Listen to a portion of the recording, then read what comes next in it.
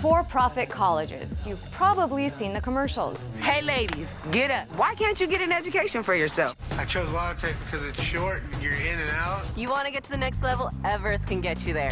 But there's plenty of evidence to suggest these promises are lies, and the U.S. government has had to step in to clean up the mess. Secretary of Education Arne Duncan has announced the government will forgive federal loans for students who attended for-profit schools run by Corinthian Colleges, one of the biggest for-profit chains.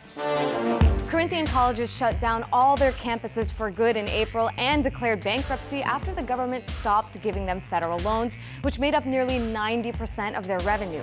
The news of loan relief could mean as many as 350,000 former Corinthian students could get a total of $3.5 billion back, but it's a long process. So what's up with for-profit education?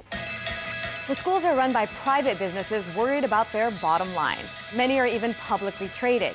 Yes, public and private universities are crazy expensive too, but they're not operating to make investors rich at the expense of students. So what's the appeal?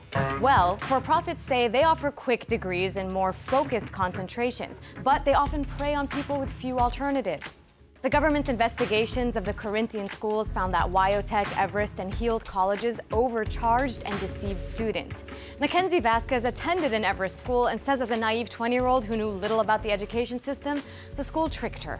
They basically take you in, they tell you what you want to hear, they sell you this huge dream, and they profit from it. They're profiting off of people's aspirations, their dreams. This is just a money-making business. She's not the only one who fell for that dream. Enrollment at for-profits has gone up over the years. In 2014, 1.4 million students were enrolled in more than 1,300 schools across the country, a number that's doubled in the last decade.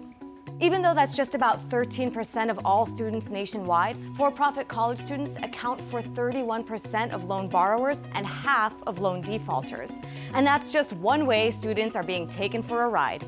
The Department of Education fined Heald College $30 million in April for inflating job placement rates. Some schools made it look like their job placement rate was 100% when it totally wasn't. On top of that, these schools are known to target the poor. California's Department of Justice obtained an internal Corinthian document showing that the colleges target potential students they call isolated individuals with low self-esteem who have few people in their lives who care about them. So this announcement to forgive loans for people like Vasquez, good news, right? Not in her opinion. She says the government should have stopped funding these schools years ago when they began investigating them. They know that they're doing fraud, but yet you want us each individually to go through and submit these forms that take a huge amount of time, and then they want you to have lawyers. Well, how can I afford a lawyer if I can't even afford to pay back my loan? You know, so this is bogus. It's bogus. Other politicians have come out against the Department of Education too, like Senator Elizabeth Warren. She says it ignored the signs of mismanagement at these colleges and even kept them in business. So when public funding for education has gone down and others are making a profit from it, is it time this country rethinks how it does higher ed? Student loan debt in the U.S. is big business, but just how big is big? $1.2 trillion.